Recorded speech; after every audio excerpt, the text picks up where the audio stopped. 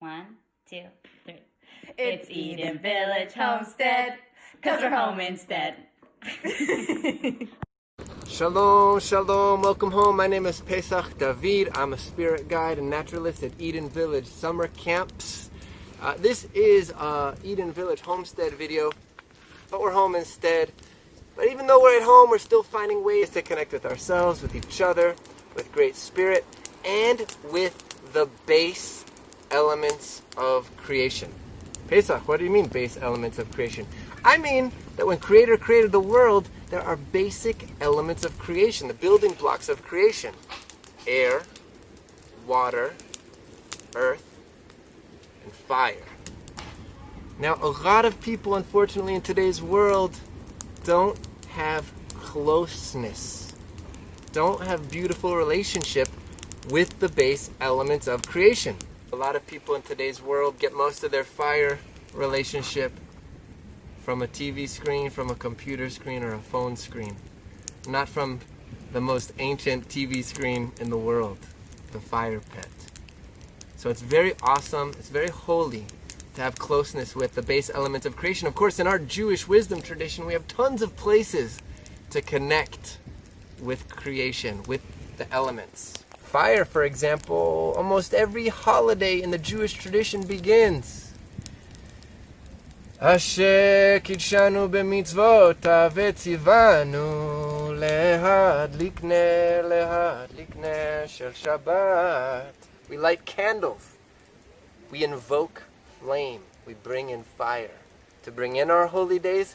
And then the Havdalah candle, we use it to let the holidays go out. Of course, we have the holiday Hanukkah, which is a festival of flame and light. We have Lag BaOmer, which is a holiday where we make bonfires. So it's very much woven into our tradition. I want to make sure that you are response able, that you are able to show up, to feel comfortable, confident, that you can start and tend a fire. Hey friends, these are the 3 things that you have to have in order to make a fire. You have to have these 3 things. You have to have heat of fire.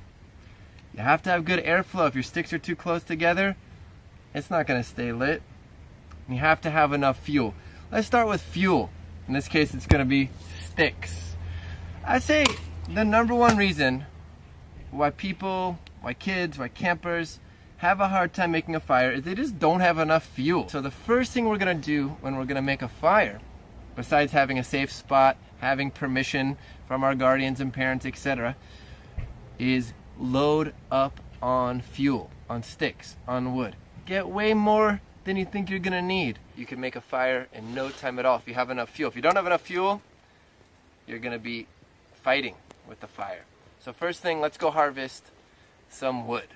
All right, we're out in the woods. We're gathering wood for our fire. Of course, you want to get dry wood if you can. For basic fire starting, we're gonna need a lot of these little guys. Now, did you hear how it went clink?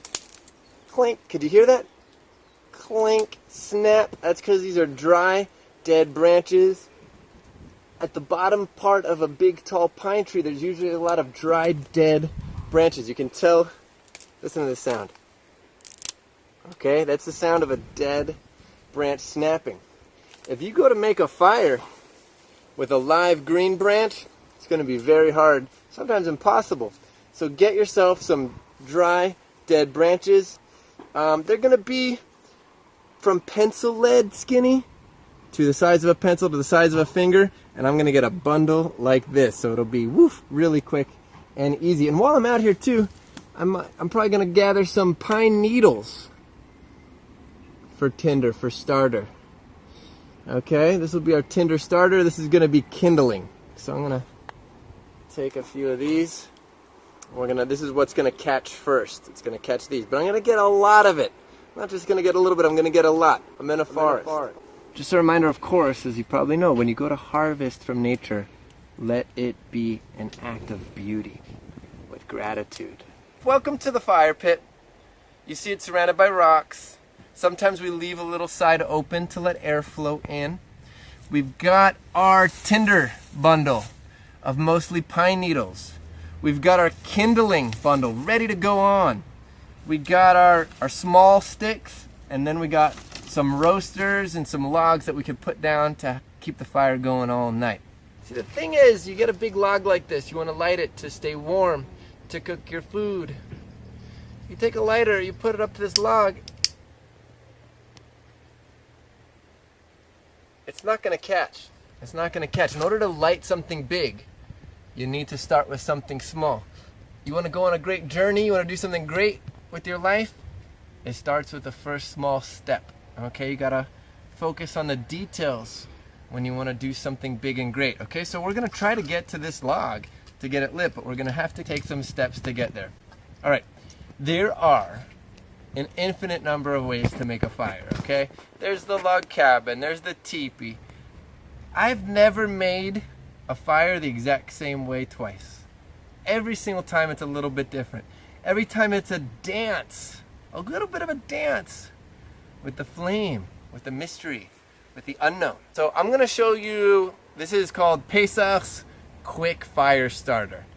There's gonna be a little bit of chaos involved. Fire actually loves a little bit of chaos, okay?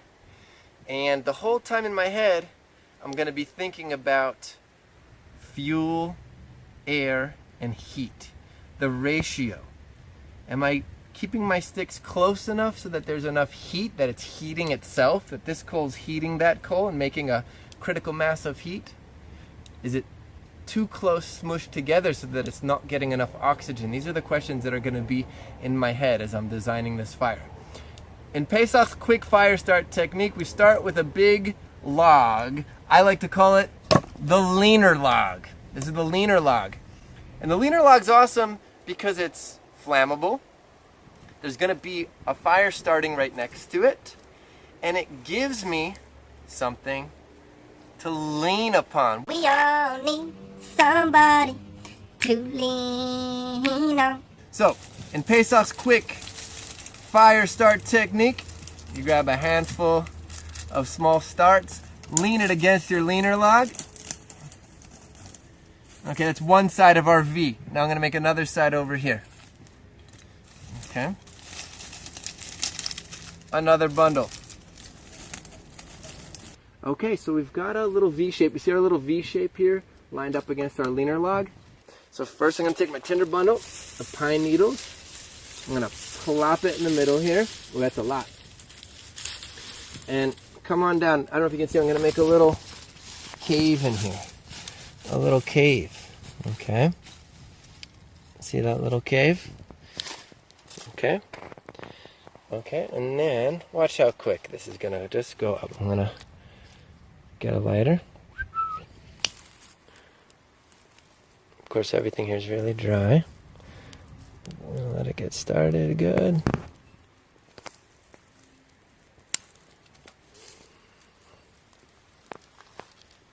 Giving it a little extra air here. Okay.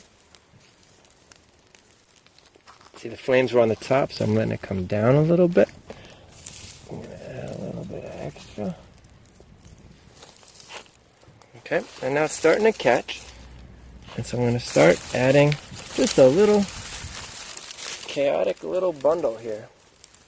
Not too much, because we got to let air come in. Just going to throw some sticks on top of that. Not too much. I want to make sure the flames can come through. I see the flames are coming through to the top. I'm going to add a little bit more.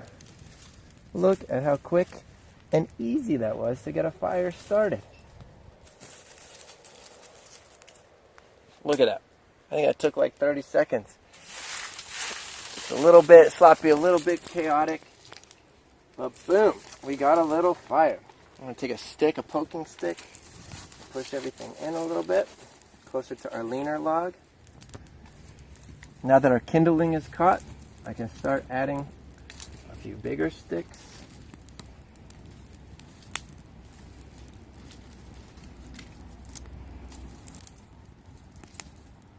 Okay, I'm doing a little bit of crisscrossing on top of here.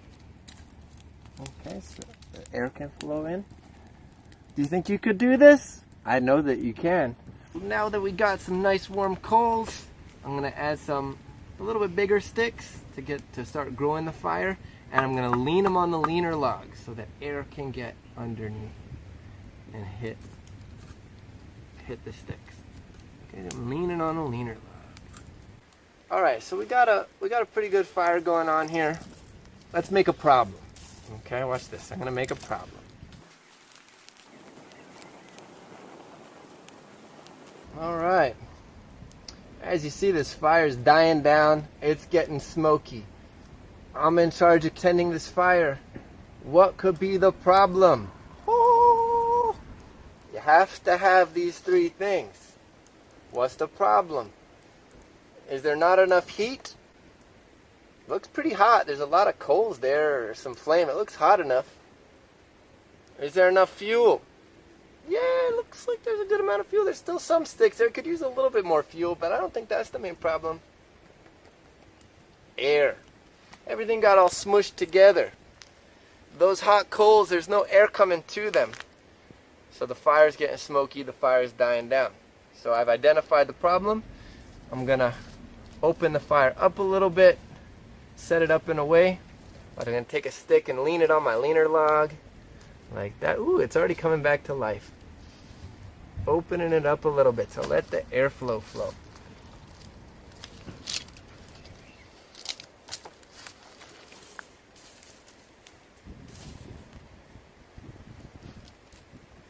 Let's explore another possible problem with our fire.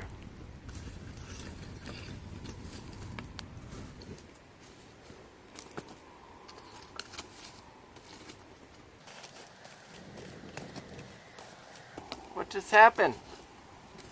We just had an awesome fire. It like pains me to do this.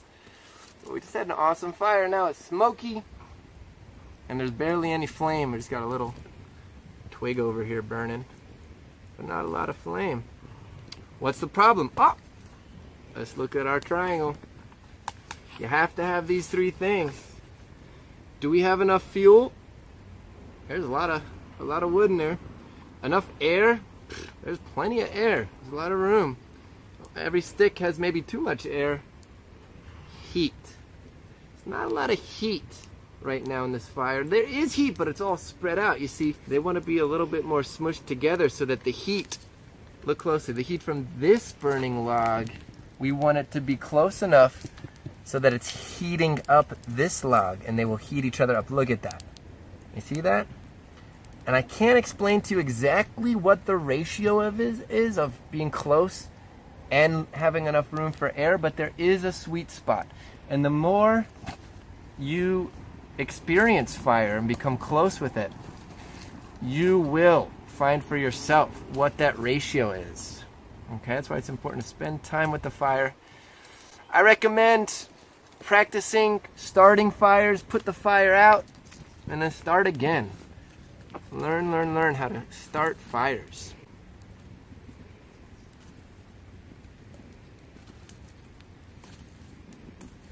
Okay, you see that? We're bringing the fuel closer together. There's still room for enough oxygen, but they're heating one another up.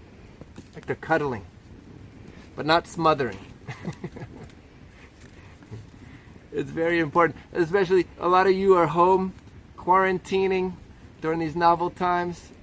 It's important to keep each other warm, to be close with one another, but also to know how to give each other space. Moses, the greatest prophet of the nation of Israel, of course, how did he first meet the creator of the universe? Was it through a cell phone, through a book, through a Twitter account, or through a fire? It was through a flame. All right, so my mission for you is gather a bunch of dry wood, find a safe place, get permission. You approach the fire in a low, humble way. Build yourself a fire. You don't have to go crazy about details. Throw in a bunch of tinder. Throw on a bunch of kindling. Leave enough room for air to come through. Make time then to sit like Moses did and to notice the still small voice that can speak to us from inside the flame. And if you want to, take a picture or video and send it to us at Eden Village Camp. We'd love to see your fire. L'chaim, lehitraot, shalom.